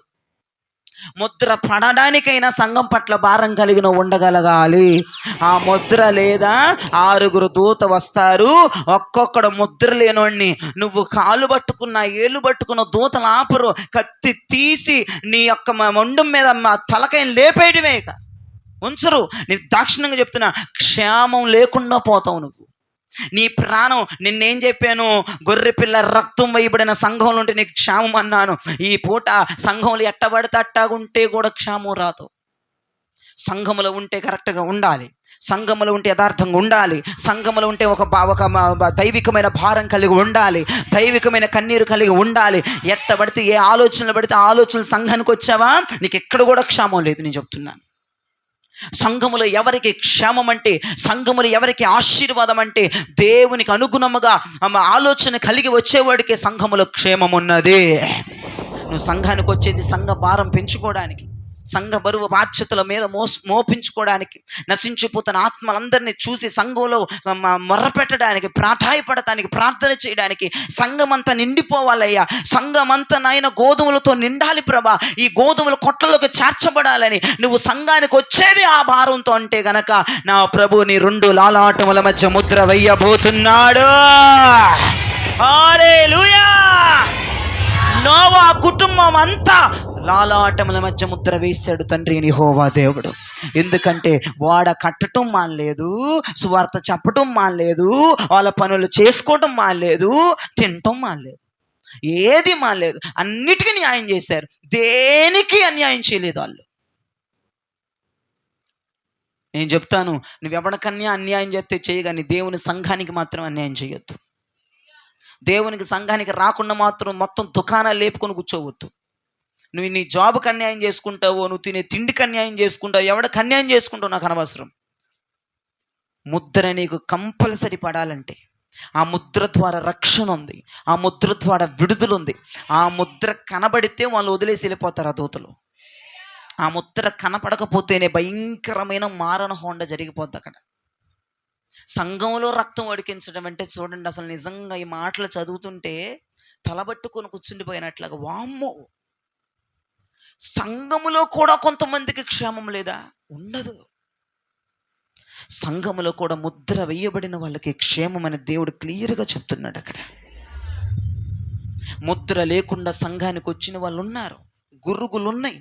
వాళ్ళ కోసం ఈ రోజు నా భయం. అయితే మీరు వింటున్న మాట చూస్తున్నారా? ఇప్పుడు నేను చెప్తున్న మాట చాలా జాగ్రత్తగా వినండి. ఆ నోవా ఓడను కట్టి ముగించాడు. దేవుడు అన్నాడు, మీరు ఓడలోకి వెళ్ళిపోండి అన్నాడు. ఆ నోవాహు తన భార్య, తన కోడళ్ళు, తన కొడుకులు అందరు లోపలికి వెళ్ళిపోయారు. తలుపులు వేయబడ్డాయి. తలుపులు వేసిన తరువాత ఆకాశ తూములు ప్రభు తెరిచేశాడు. ఏం తెరిచాడండి? తూములు అంటే అచ్చ తెలుగులో తూములు అంటారు, కొంచెం తెలుగులో కొంచెం వెనక్కి వస్తే గేట్లు అంటారు. ఏమంటారండి? గేట్లు. తూములు అన్న మాటకు అర్థం గేట్లు. ఒక్క గేటు తెరిస్తేనే, ఒక నదిని మనం చూస్తే, ఒక నది దగ్గర ఉన్న గేట్లు, ఒక్క గేటు తెరిస్తేనే అది ఎన్ని వందల మీటర్ల ఫోర్స్తో వస్తుందండి ఒక్క గేటుకి. ఒక్క గేటు తెరిస్తే ఎవడన్నా నీటి యొక్క మట్టాన్ని ఆపగలడు? ఎవడన్నా ఎదురు నిలబడి? ఎంతమంది నిలబడినా అది ఆగిద్దా ఆ ప్రవాహము? ఒక్క గేటు తెరిస్తేనే కొన్ని వందల వేల మందిని ఆ నీరు కొట్టుకొని వెళ్ళిపోతే, నా యేసయ్య అంట ఆకాశపు గేట్లు తెరిచేశాడంట. వామ్మో! ఇక మీరు చూడండి, ఆకాశపు గేట్లు తెరవబడిపోయినాయి. ఆ భయంకరమైన ప్రజ్వలమైన వర్షపాతం పడుతుంది, భయంకరమైన వర్షం పడుతుంది. మోకాళ్ళ లోతు వరకు నీళ్ళు వచ్చాయి. అప్పుడు అనుకుంటున్నారు వాళ్ళు, ఒరే నోవా మనకి ఎప్పుడు చెప్పాడు కదరా సువార్త, నిన్నటి దాకా కూడా చెప్పాడు కదరా, మొన్నటి దాకా కూడా చెప్పారు, మనం వెళ్ళలేదురా, జలప్రలయం వచ్చేసింది, భూమి నాశనం అయిపోతుంది, వామ్మో వామ్మో అని అందరూ వాడ దగ్గర పరిగెత్తారంట. నోవా కట్టిన వాడ దగ్గర పరిగెడితే ఆ వాడ తలుపులు వేయబడ్డాయి. ఇంకో విషయం ఏంటి చెప్పనా, నేను యేసు ప్రభు 7 రోజులు వాడ తలుపులు బిగించిన 7 రోజులు జలప్రలయం భూమి మీదకి రాకుండా దేవుడు చూశాడంట, కనిపెట్టాడంట, ఎవడైనా వస్తాడేమో. వాడ ముగించిన తర్వాత, వాడ పూర్తయిపోయిన తర్వాత 7 రోజులు అవకాశం ఇచ్చాడంట ప్రజలకి. ఎవడు రాలేదంట. ఎవడ పనుల్లో వాడు ఉన్నాడంటే ఎవడికి భారం లేదంట. ఎవడు స్వార్థను తీసుకోలేదంట. ఎవడో మాటలకు లోబడలేదంట. ఎవడో కన్నీరు ఖర్చు ప్రార్థన చేయలేదంట. 7 రోజులు దేవుడు టైం ఇచ్చినా రాలేదని చెప్పి దేవుడు ఇక చెప్పకనే తూములు తెరిచేస్తే మీరు నమ్మరండి, అసలు నిజంగా ఎన్ని శవాల దెబ్బలు లెగిసాయి ఆ రోజుల్లో. అదంతా దేశమంతా శవాల కంపనుకోండి. నేను అంటున్నాను, లాలాటముల మధ్య ముద్ర వేయబడిన వారు ఓడలోనికి వెళ్ళారు. ముద్ర లేని వారందరూ కూడా శవాల్లాగా ఆ నీళ్ళ మీద పొంగిపోయి ఉబ్బిపోయి తేలాడుతున్నారు. మళ్ళీ తేలాడే వాళ్ళందరికీ భూ సంబంధమైన ఆశీర్వాదాలు ఉన్నాయి. దేవుడు అందరిని ఆశీర్వదించాడు మళ్ళీ వాళ్ళని. కానీ ఏమీ లేనందున వాళ్ళు శవాలై తేలారండి. లాలాటముల మధ్య ముద్ర లేనందున శవాలై తేలారు. ఈ లోకంలో నువ్వు ఏదన్నా సంపాదించుకో, దేన్నన్నా వశపరుచుకో, దేన్నన్నా ప్రార్థన చేసి నువ్వు లాక్కోవచ్చు, దేవుని వద్ద నుంచి నువ్వు ప్రార్థన చేసి కసిగా దేన్నన్నా చేయొచ్చు. కానీ ముద్ర వెయ్యబడాలంటే భారం ఖచ్చితంగా ఉండాలి సంఘం మీద నీకు. నువ్వు చాలామంది సంఘం మీద భారం లేకుండా, నశించిపోతున్న ఆత్మల మీద భారం లేకుండా నువ్వే కొన్ని సంవత్సరాలకు ఊపుకుంటా వస్తున్నావు, నువ్వే ఊపుకుంటా పోతున్నావు. ఎవరినైనా తెచ్చావమ్మా సువార్త చెప్పి? ఊపుకుంటూ వెళ్తే నాకు దీవెన, నా బిడ్డలకు దీవెన, నా కుటుంబానికి దీవెన, నేను దీవించబడాలి, నేను ఆశీర్వదించబడాలి, నేను బ్లెస్ అయిపోవాలి, నేను తినాలి, నా బిడ్డలు తినాలి, నా బిడ్డల ఉద్యోగం, నా బిడ్డల పెళ్ళికి, ఇదే గోలపు. నువ్వు ఎన్ని సంవత్సరాల నుంచి మందిరానికి వస్తున్నావో ఒక్కరిని చూపించు నాకు. ఒక గొడ్డుబోతులాగా వస్తున్నారు సంఘానికి అనకూడదు, కానీ గొడ్డుబోతు గొర్రెలుంటే పిల్లలు గనవు పెట్టవు. ఈ రోజున క్రైస్తవ సమాజం గొడ్డుబోతు భక్తి చేస్తుందంటే పిల్లల్ని కనలేని భక్తి. సువార్త చెప్పి ఒక్కడిని కూడా మందిరాన్ని తీసుకురాలేనటువంటి పరిస్థితి. నువ్వు దీవించబడాలి, కరెక్టే, నీ కుటుంబం ఆశీర్వదించబడాలి, నీ కుటుంబం సమృద్ధి కరెక్టే, కాదనట్లేదు.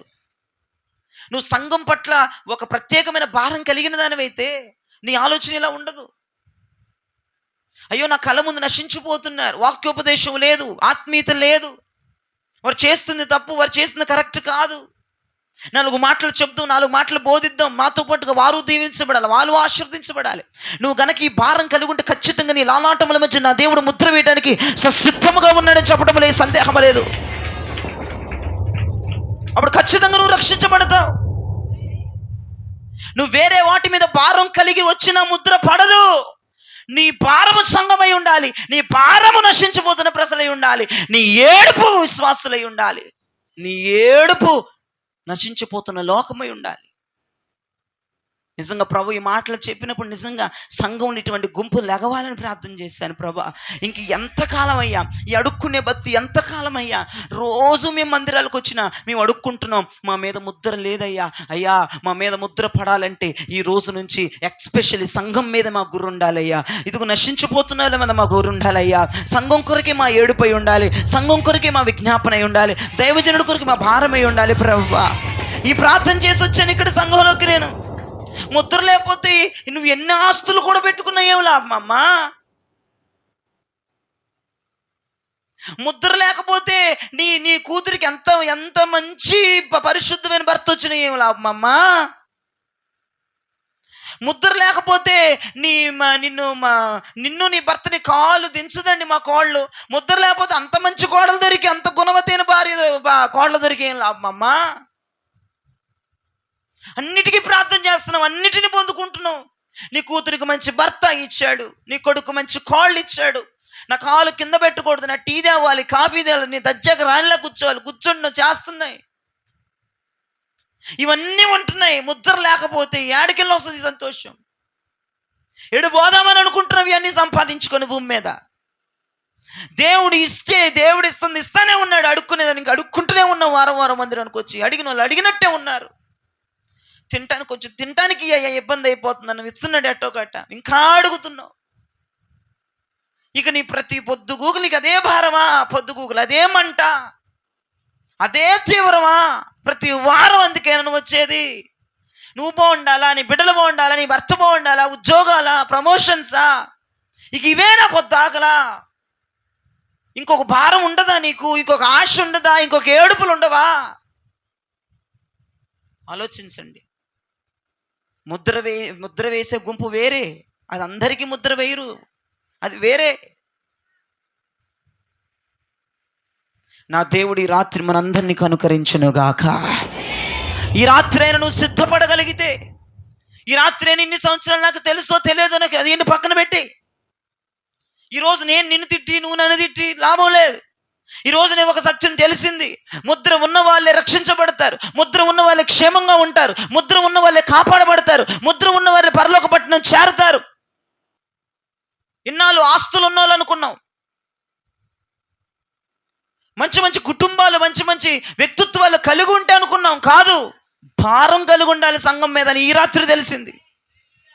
ఎస్పెషల్లీ సంఘం కొరకైన భారం, సంఘం కొరకైన ఏడుపు, సంఘం కొరకైన దాహం, సంఘం కొరకైన ఆకలి, నశించిపోతున్న వారి కొరకైన తృష్ణ నీకుండగలిగితే ఖచ్చితంగా నా ప్రభు రానున్న దినాలు అద్భుతమైన ముద్రని లాలాటముల మధ్య వేయటానికి సిద్ధముగా ఉన్నాడు. హల్లెలూయా, దేవునికి మహిమ కలుగునుగాక. మీకు విషయం చెప్పనా? ఉగ్రత పెరుగుతుంది, ఓడ పైకి లెగుస్తుంది. దేవునికి స్తోత్రం చెప్పండి. ఉగ్రత పెరుగుతుంది, ఓడ పైకి లేస్తుంది. ఉగ్రత పెరుగుతుంది, ఓడ పైకి లెగుస్తుంది. ఉగ్రత పెరుగుతుంది, ఓడ పైకి లెగుస్తుంది. ఒక మంచి మాట చెప్తాను, ఉగ్రత రాకమునిపే నోవా కుటుంబం అంతా ముద్ర వేయబడి మహిమలోనికి వెళ్ళిపోయింది. ఆ ఉగ్రతలో వాళ్ళు లేరు, వాళ్ళు మహిమలో ఉన్నారు. ఆ ఉగ్రత వారు చూడలేదు, వారు దీవించబడ్డారు. అదండి దీవెన. నేను అంటాను, అదండి ఆశీర్వాదం. భూమి మీద నువ్వు పొందుకునే ఆశీర్వాదం నిన్ను మహిమలోకి తీసుకెళ్ళి పెట్టాలి. భూమి మీద నువ్వు పొందుకునే దీవెన నిన్ను మహిమలోకి తీసుకెళ్ళి పెట్టాలి. భూమి మీద నువ్వు పొందుకుంటున్న ప్రతి ఆశీర్వాదం, దేవుని వద్ద నుంచి పొందుకున్న ప్రతి ఆశీర్వాదం త్వరలో రాబోతున్న ఉగ్రతకి నిన్ను గురి చేయకూడదు. ఇప్పుడు నేను అంటాను, నువ్వు పొందుకునే ఆశీర్వాదం రేపు రాబోతున్న ఉగ్రతకి గురి చేసేదా, గురి చెయ్యిందా? ఆలోచించు ఒకసారి. నీ మేధస్సుకి పని పెట్టు. నువ్వు పొందుకుంటున్న ఆశీర్వాదం, ఇప్పుడు దేవుని దగ్గర నుంచి నువ్వు పొందుకుంటున్నటువంటి బ్లెస్సింగ్స్, దేవుని దగ్గర నుంచి నువ్వు పొందుతున్న మేలులు ఉగ్రత నుంచి తప్పిస్తాయా, ఉగ్రత నుంచి తప్పించవా? నువ్వు ఎలా చెప్పగలుగుతున్నావు సంఘం మీద భారం లేకుండా? దేవుని వద్ద నుంచి ఒక మేలు పొందుకుందాం అందామమ్మా, ఇల్లు కట్టుకోవాలయ్యా, ఇల్లు కట్టాడు, అది తప్పిస్తుందా ఉగ్రత నుండి నిన్ను? అది కూడా ఆశీర్వాదమేగా మరి. అది కూడా దేవుడు కట్టిస్తేనే కట్టబడింది, కానీ నీ అంతటా నువ్వు కట్టుకోలేదు కదా. అది కూడా దేవుని ఆశీర్వాదం. కానీ దేవుని ఆశీర్వాదాలు కొన్ని కొన్ని ఎలా ఉంటాయి అంటే కొన్ని కొన్ని ఉగ్రత పాలైపోయేటట్టు చేస్తాయి, కొన్ని కొన్ని ఉగ్రతను తప్పించి నేను మహిమలో నిలబెడతాయి. నేనంటాను, ఉగ్రతకు గురి చేసే ఆశీర్వాదం ఎందుకండి? ఉగ్రతకు గురి చేసే ఆశీర్వాదాలు కాదు మనకు కావాల్సింది. మహిమలో నిలబెట్టి ఆశీర్వాదాలు సంఘం మీదకి దిగి రావాలి. మహిమలో నిలబెట్టే కృప సంఘం మీదకి దిగి రావాలి. నీవు ఉగ్రతకి నువ్వు పాలవ్వకూడదు, ఉగ్రతలో నువ్వు నాశనం అయిపోకూడదు. ఈ రోజున మహిమలో నిలబెట్టాలి మన ఆశీర్వాదం. అనండి గట్టిగా. పక్కన వాళ్ళకి చెప్పండి, నీ ఆశీర్వాదం మహిమలో నిలబెట్టాలని చెప్పండి. అది బ్లెస్సింగ్. ఏమండి, నోవాకి తినటానికి ఉందో, కట్టుకోవటానికి ఉందో, తాగడానికి ఉందో లేదో నాకైతే తెలియను కాదండి. మహిమలో నిలబడేటువంటి ఆశీర్వాదం మాత్రం నోవా కుటుంబం పొందుకుందండి. అది చాలదా ఈ జీవంత బతుకులకి? ఎన్ని సంవత్సరాలు బ్రతుకుదాం గ్యారంటీ లేని పరిస్థితి. అయ్యా, దేవుడు నన్ను ఆశీర్వదించాడని చెప్తున్నావే, ఈ ఆశీర్వాదం రేపటి రోజు నేను తగలబెట్టిద్దా, నేను మహిమలో నిలబెట్టిద్దా? ఈరోజు నువ్వు ఆలోచించవలసిన ఒక మేజర్ పాయింట్ ఇది. దేవుడు మమ్మల్ని ఆశీర్వదించాడని సాక్ష్యాలు చెప్తారు, తప్పని నేను చెప్పనండి. ఆశీర్వదిస్తాడు, తప్పని చెప్పను. ఈ ఆశీర్వాదం పరలోకంలోకి తీసుకెళ్ళిద్దా, నేను ఇక్కడే ఆపేసిద్దా అనేది కావాలి నాకు. నేనంటాను, ఇప్పుడు నేను మహిమలో నిలబెట్టే ఒక మంచి ఆశీర్వాదం చెప్తున్నాను 4వ రాత్రి. ఈ ఆశీర్వాదం నేను మధ్యలో అర్ధాంతరంగా వదిలేదు. ఈ ఆశీర్వాదం ఓడలోనికి చేర్చిద్ది. ఈ ఆశీర్వాదం అరారాతు కొండల మీదకు తీసుకెళ్ళి నిలబెట్టిద్ది, సమాపర్వతం దగ్గరకు తీసుకెళ్ళి నిలబెట్టిద్ది, గొర్రె పిల్ల వద్దకు తీసుకెళ్ళి నిలబెట్టిద్ది, సింహాసనములు రాజులాగా కూర్చోబెట్టిద్ది. ఈ రాత్రి నేను చెప్పే ఆశీర్వాదాన్ని పొందుకో. సంఘం మీద భారం కలుగుండు, సంఘం కొరకు విజ్ఞాపన కలుగుండు. లాలాటముల మధ్య యెహోవా ముద్ర పడబోతుంది. సున్నామముల హల్లెలూయా, హల్లెలూయా. ఐగుప్తులో నుండి ఎన్ని లక్షల మంది ప్రజలు బయలుదేరారు?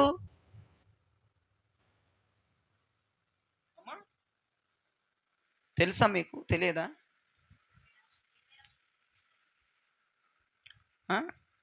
20 30 20 ఎక్కడుంది బైబిల్లో? బైబిల్లో ఒక సంఖ్య రాయబడి ఉంది, 6 లక్షల కాల్బలం. ఎన్ని లక్షల కాల్బలం అట? 6 లక్షల కాల్బలము అన్న సంఖ్య బైబిల్లో ఉందా లేదా? ఎవరు ఉందా లేదా? ఉంది. ఇప్పుడు ఇజ్రాయేల్ లెక్క ఏంటంటే పురుషుల్ని లెక్కేస్తారు, స్త్రీలని వాళ్ళ పిల్లల్ని లెక్కేరు. అర్థమైందా? లెక్కలోనికి వచ్చేది పురుషులే. పురుషుల సంఖ్య 6 లక్షలైతే వాళ్ళ భార్య సంఖ్య ఒక్కొక్కరు ఏంటి, ఇద్దరిద్దరు ఏమాకండి, ఒక్కొక్క పురుషుడికి ఒక్కొక్క భార్య. 6 లక్షల పురుషులైతే 6 లక్షల భార్యలు. ఇప్పుడు ఎన్ని లక్షలేని? మరి పిల్లల జోలికి వద్దాం. ఇప్పుడు 12 లక్షల సంఖ్య పక్కన పెట్టండి. ఇప్పుడు పిల్లలు, ఈరోజు మేమిద్దరు మాకిద్దరు, ఇది స్టేటస్, ఇది స్టామినా. మేమిద్దరము మాకిద్దరు. ఇదివరకు అట్లేదు కదా, డజన్లు మేమిద్దరు మాకు డజను. మేమిద్దరమే నిజం, అంతమందిని కనేవాళ్ళు పిచ్చి మోహన్లారా. ఇప్పుడు ఒకరిని పెంచడానికే 30 తిప్పలు అయిపోతుంది ప్రపంచం. మేమిద్దరమే మాకిద్దరు చాలు. ఇప్పుడు ఇదివరకు అట్ట కాదు, మేమిద్దరు మాకు డజను. మీరు ద్వితీయోపదేశ కాండం కనుక ఇళ్ళకి పోయి మొత్తం చదువుకుంటే అక్కడ కొంతమందికి 10 పిల్లలు పేర్లు రాయబడి ఉంటాయి. 12 వద్దు, ఒక 10 మంది వేసుకుందాం. ఒక్క జంటకి 10 మంది పిల్లలు, ఓకేనా? ఇప్పుడు 6 లక్షల మంది పురుషులు, 6 లక్షల మంది స్త్రీలు భార్యలు, మొత్తం 12 లక్షల మంది. ఇప్పుడు ఒక్కొక్క జంటకి 10 మంది పిల్లలు అయ్యండి. 12 లక్షల కుటుంబాలకి 10 పిల్లలు వేస్తే 60 లక్షలు దేరినాయి. ఎన్ని లక్షలు దేరినాయి? 60 లక్షల మంది పిల్లలు ప్లస్ 12 లక్షల మంది జంటలు వేయండి, మొత్తం 72 లక్షలు. ఇంకా ముసలోళ్ళు ముత్తుకొని ఇలా వాళ్ళందరినీ వేస్తే కొన్ని లక్షల మంది అయితే వెళ్తారు. ఇన్ని లక్షల మంది ఐగుప్తు నుంచి బయలుదేరారు. కనాను ఎంతమందికి వెళ్ళారు? ఎంతమంది చేరారు కనాను? ఆ ఇద్దరు కనాను చేరడానికి గల ఇదేంటి అసలు? ఆ కాన్సెప్ట్ ఏంటి? భారం అనండి ఒకసారి గట్టిగా. మోషే వీళ్ళిద్దరిని వేగు చూడటానికి కనాను దేశానికి 12 మందిని పంపాడు. 12 మంది గోత్రకర్తలను పంపితే 12 మంది వెళ్ళి 10 మంది చెప్పిన సమాచారం ఏంటంటే, వామ్మో, కనాను దేశంలో అడుగు పెట్టడానికి అవకాశమే లేదు, కనానీయులు మామూలు వాళ్ళు కాదు, వాళ్ళు ఇది, మనం ఏగలే, వాళ్ళతో చచ్చిపోతామని 10 మంది చెప్తే ఒక ఇద్దరు చెప్పారు, వాళ్ళని జయించే కృప ప్రభు మనకి ఇవ్వబోతున్నాడు. ఏమి కాదు, మనం జయించగలం, యుద్ధం చేయగలం, దేవుడు మనకు తోడు ఉంటాడు, అది మనం స్వాధీనం చేసుకోగలం. ఒక ఇద్దరే, కాలేబు, యెహోషువ. చెప్పండి ఒకసారి పేర్లు. ఒక 10 మంది పనికి మాలోళ్ళు అనవసరమైన స్టేట్మెంట్లు తీసుకొచ్చారు. ఒక ఇద్దరు మాత్రం ఎలాంటి భారమో తెలుసా? కనానుకు వెళ్ళాలి, ఆ పట్టణం సుందరమైందిరా, ఆ పట్టణం రమ్యమైందిరా, మా కళ్ళతో మేము చూసామరా, ఆ పట్టణం అద్భుతమైన పట్టణం అని బట్టలు చింపుకొని ఇశ్రాయేలు సర్వ సమాజం ముందు పొర్లాడారండి. అందుకే ఆ ఇద్దరే కనానులు అడుగు పెట్టగలిగారు. నేనంటాను 72 లక్షల మంది, ఇంకా పైబడే కొన్ని లక్షల మంది అడుగు పెట్ల. వాళ్ళందరికీ లాలాటముల మధ్య ముద్ర లేదు, వాళ్ళందరికీ భారము లేదు పరలోక రాజ్యం పట్ల. మహిమ కలిగిన దేవుడు నివసించే పరలోక రాజ్యం పట్ల వారికి భారమో లేదు.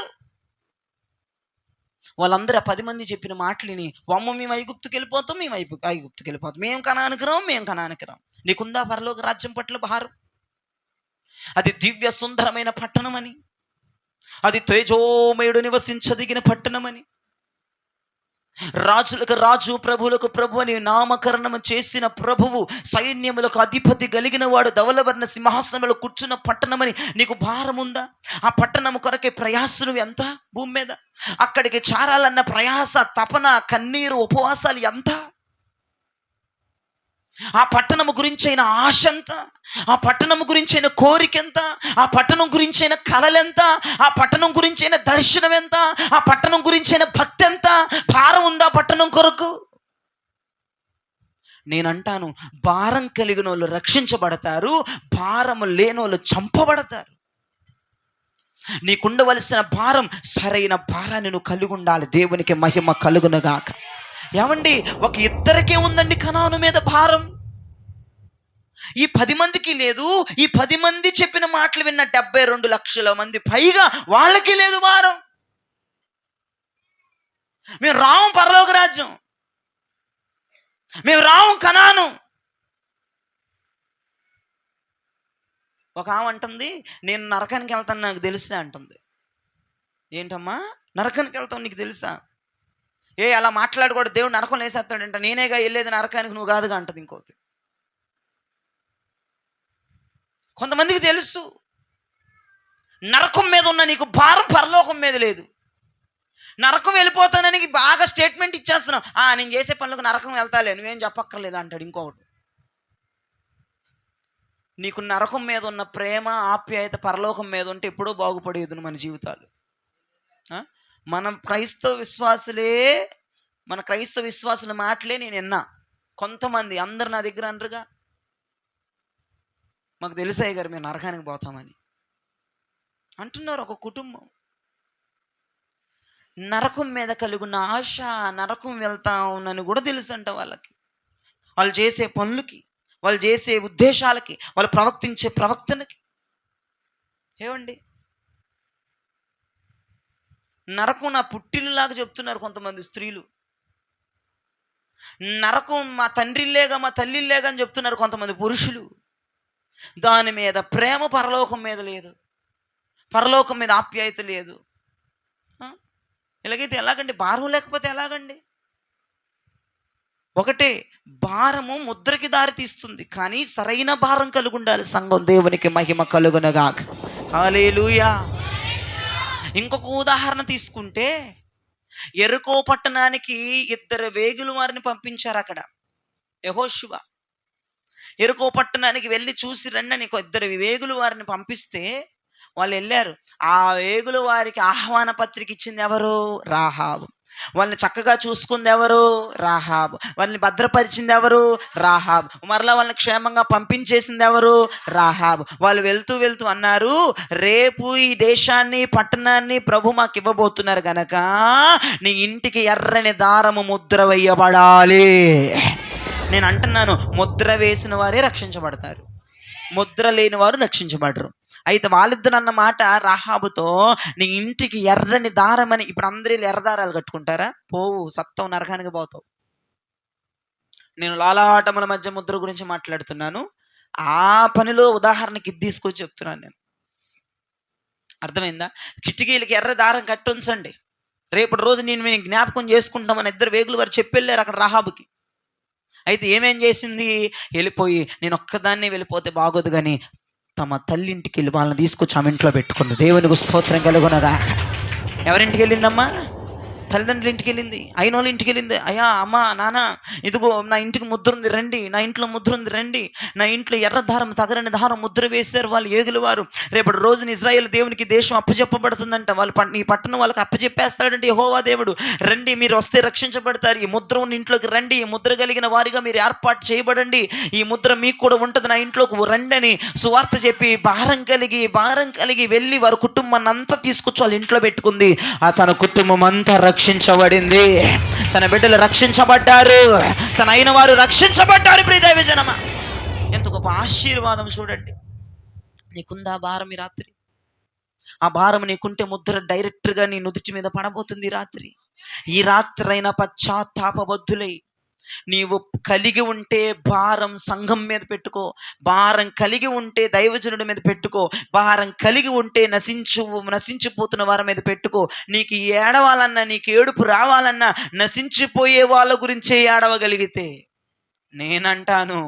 నేనంటాను నిన్ను ఉగ్రత పాలు చేసే దాని మీద భారం పెట్టుకోవటం కంటే నిన్ను మహిమలోకి తీసుకెళ్లే దాని మీద భారం కలిగి ఉండడం చాలా ఆశీర్వాదం కాదా అని నేను అడుగుతున్నాను. ఏమండి, నేను ఉగ్రత పాలు చేసేటువంటి ఆశీర్వాదాలు ఏంటో మీకు తెలుసు. ఏవి తాత్కాలికమైన ఆశీర్వాదాలు మీకు తెలుసు. ఏవి అనుభవించి వీటిని వదిలేసి వెళ్ళిపోయే ఆశీర్వాదాలు మీకు తెలుసు. నేను అంటాను నోవా కుటుంబంలాగా ఇదిగో మహిమలోకి తీసుకెళ్ళి నిలబెట్టే ఒక భారాన్ని కలిగి మనం ఉందాం. ప్రియ దైవజనమా, నోవాహు వాడ కట్టుకుని వాడలోనికి వెళ్ళిపోయాడు, మహిమలోకి వెళ్ళిపోయాడు. ఆ జల ప్రళయం వచ్చిందో రాలేదో కూడా నోవా కుటుంబానికి తెలియదు. భూమి మీదకు రానున్న దినముల్లో రాబోతున్న ఉగ్రత నీవు నీ కన్నులారా చూడకూడదంటే, నీ కంటికి అది మరుగైపోవాలంటే, ఆ ఉగ్రతలు నీవు, నీ బిడ్డలు, నీ భర్త, నీ కుటుంబం, మన సంఘం ఉండకూడదంటే ఒకటే చెప్తా, మహిమలోనికి వెళ్ళిపోదాం. అంతలోపు మనల్ని తీసుకెళ్ళి మహిమలో కూర్చోబెట్టేటువంటి భారం కలిగి ఉందాం మనందరం. మనల్ని తీసుకెళ్ళి అరారాతు కొండల మీద నిలబెట్టే భారాన్ని కలిగి ఉందాం మనందరం. ఈ రోజున లాలాటముల మధ్య ముద్ర పడునుగాక. నేనంటాను, కొంతమందికి నేను ఈ ఆయిల్ రాసి ప్రార్థన చేస్తాను, అది మీరు కాపాడుకోండి. అందరికీ రాదు ఈరోజు, నేను చెప్తున్నాను. ఈరోజు అందరికీ రాదు, నేను చెప్తున్నాను. ఇది నేను కొంతమందికి ఫార్మాలిటీ కొరకు అభిషేకాన్ని, కొంతమంది నుదుటిల మీద నాలాటముల మధ్య ముద్ర వేస్తాను. అది మీరు చాలా జాగ్రత్తగా కాపాడుకొని భారము కలిగి జీవించండి. ఈరోజు నీ ముద్ర వేసే వాళ్ళందరూ సంఘం కొరకు భారం కలిగి ఏడిచి ప్రార్థన చేయగలగాలి. చాలా ఆశీర్వాదం. ఈరోజు 4వ రోజున అభిషేకం. నీ జీవితం నేను మహిమలోకి తీసుకెళ్ళే ఆశీర్వాదం ఇదే. ఇది గనక నువ్వు చివరి వరకు, నువ్వు చచ్చిందాక, దేవుడు వచ్చిందాక కాపాడుకోగలిగితే ఆత్మాభిషేకాన్ని, డైరెక్ట్గా పడవలోకే పోతావు. దేవునికి స్తోత్రం చెప్పండి. ఏ ఉగ్రతలో కనపడవు నువ్వు, ఈ భూమి మీద అనుభవిస్తున్న ఏ శ్రమలో కనపడవు నువ్వు. హల్లెలూయా. ఈరోజు అందరికీ కాదంట అని చెప్పండి. నిన్నట్లాగా అయ్యగారు అందరిలో అలాటముల మధ్య ముద్రేసేస్తాడేమో అనుకుంటారు. అందరికీ కాదు. ఎవరు ఆటకాయితనంగా ఎగిరేవాళ్ళో నాకు తెలుసు, ఎవరు శ్రద్ధాభక్తులు లేకుండా ఉండేవాళ్ళో తెలుసు నాకు సంఘంలో. కానీ నా చాయిస్ ఆఫ్ కాకుండా దేవునికి వదిలేశారు. నువ్వు చెప్పుకోయా, నాకు అనవసరం నాయన అని. ఒకళ్ళు లేపుతా, నేను చేయనా, నేను రానా చర్చికి, నాకెందుకు ఆ గోల? ప్రభువుని అడిగాను, ప్రభువే చెప్పాడు పేర్లు, సరిపోలా. అదే నేను డైలీ వారం చర్చికి వచ్చేసని లేపాను అనుకో, నేను రానా, నేను ఒక వారమేగా మానింది, ఒక వారం మానితేనే నాకు లాలాటముల మధ్య ముద్ర ఏమో నా మీద తగుకొస్తావు. నేను ఆ వ్యవహారాలను నేను పెట్టుకోను. ఇప్పుడు ప్రభు మీరే చెప్పండి చక్కని పేర్లు, వాళ్ళ లాలాటముల మధ్య ముద్ర వేస్తాను. మీరు ముద్ర వేసేసాం అయిపోయింది, పడవలోకి వెళ్ళిపోయామంటే దెబ్బేసేస్తాడు ఇక దేవుడు. భారం నీ గుండెల్లో కనపడాలి దేవునికి, భారం నీ వ్యక్తిగతంగా కనపడాలి దేవునికి. ఏమండి ఇప్పుడు ముద్ర పడలేదని మీరేమి ఏడవనక్కర్లేదు. రాకడొచ్చే లోపే నువ్వు గనక ముద్ర లేని వాళ్ళు కూడా భారం కలిగి ఏడుస్తా సంఘం యొక్క మదిలో ఉంటే డైరెక్ట్ కొంచెం దూత వేసేస్తుంది నీకు, నేనే ఎగిపోయినా. అర్థమైందా? ఇప్పుడు మిస్ అయిన వాళ్ళు అప్పుడు అందుకోవచ్చు, ఇప్పుడు అందుకున్నా గనక మీరు ఎట్టబడి తట్టున్నారంటే కుదరని పని అది. కాబట్టి ఈ 4వ రాజు అభిషేకం ఎందుకు మరి దేవుడు కృప చూపించి కొంతమంది పేర్లు చూపించాడు. దేవుని యొక్క కృప, దేవుని యొక్క కరుణ, దేవుని యొక్క మహిమ ఎంత గొప్పగా ఆ బిడ్డల మధ్య ఉందనేది నాకు అర్థమైంది అనమాట. ఎందుకంటే నాకు అర్థమైంది ప్రస్తుతానికి, ఓకే దేవుని కనికరం, దేవుని కృపలో వాళ్ళు ఉన్నారు, దేవుని ఉద్దేశాల్లో వాళ్ళు ఉన్నారు, దేవుని యొక్క మహిమలోకి వాళ్ళు చేరాలన్న ఉద్దేశం కలిగిన ప్రభు ఉన్నాడు. దేవునికి మహిమ కలుగునగాక. కాబట్టి ఈ ముద్ర వేయబడుతున్నవారు ఒకవేళ తింగిరాశాలున్న దానిని మీరు కట్ చేసుకోమని ప్రభు పేరిట మనవి చేస్తున్నాను. దాన్ని మీరు తీసి అవతలి, మీరు హెచ్చు తగ్గులున్న ఎగస్ట్రాలున్న దాన్ని కోసి అవతలియాలి. పూట నువ్వు గొడ్డలి చెట్ల వేరన పెట్టి నరకాలి. ఎందుకంటే దేవుని కనికరించి కృప చూపించి నీ లాలాటముల మధ్య ముద్ర వేస్తున్నాడు. ఎందుకు? నా దేవుని అధికంగా నేను ప్రేమించాడు. ఎందుకంటే నువ్వేదో నా ప్రభు కొరకు సంథింగ్ కలిగి ఉన్నావు కాబట్టి. హల్లెలూయా, దేవునికి మహిమ కలుగునుగాక. కాబట్టి నీ లాలాటముల మధ్య ఈ రాత్రి పడబోతున్న ఈ ముద్ర చెప్తుంది పడవలోనికి, మహిమలోనికి నిన్ను తీసుకెళ్ళబోతుందని.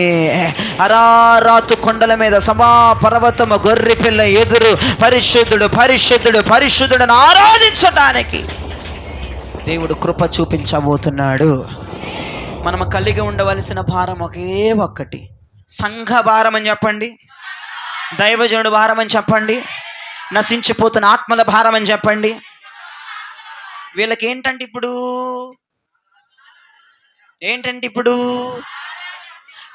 ఇప్పుడు అయ్యగారు లాలాటములు ఏంటని అడగొద్దు. ఏంటిది లాలాటములు అంటే? లాలాటములు అంటే ఏంటి? మీరు చెప్తుంది నిజమే, చెప్పండి. లాలాటములు అంటే ఏంటి? అమ్మ అది కళ్ళనియా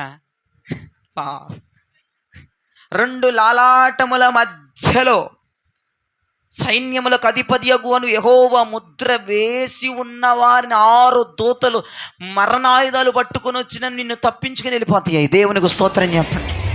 ఈరోజు నీ భారం ఎంతో, నీ కన్నీరెంతో, నీ కృషంతో, నీ తోడ్ఫలం ఎంతో పొందుకోండి. ఈ అభిషేకం నేను చెప్తున్నాను, ఇంకో విషయం చెప్తున్నాను. ఈ అభిషేకం నేను మహిమలోకి తీసుకెళ్ళే అభిషేకము. ఈ అభిషేకం నేను సభాపర్వతం దగ్గరకు తీసుకెళ్ళే అభిషేకము. ఈ అభిషేకం నా దేవుని సింహాసనంలో కూర్చోబెట్టే అభిషేకము. ఈ అభిషేకం నిన్ను నశింప చెయ్యదు. ఈ అభిషేకం నిన్ను ఉగ్రత పాలు చెయ్యదు. ఈ అభిషేకం నిన్ను నాశనము చెయ్యదు. ఈ అభిషేకం నిన్ను శ్రమలకు అప్పజెప్పదు. ఈ అభిషేకం నిన్ను కన్నీరుకు అప్పజెప్పదు. ఈ అభిషేకం నిన్ను అసంతృప్తికి అప్పజెప్పదు. ఈ అభిషేకం ఖడ్గానికి నిన్ను అప్పజెప్పదు. ఈ అభిషేకం నిన్ను మహిమకు అప్పజెప్పబోతుంది. ఈ వాక్యమును దేవుడు దీవించి మీ వినికిళ్ళు ఆశీర్వదించునుగాక.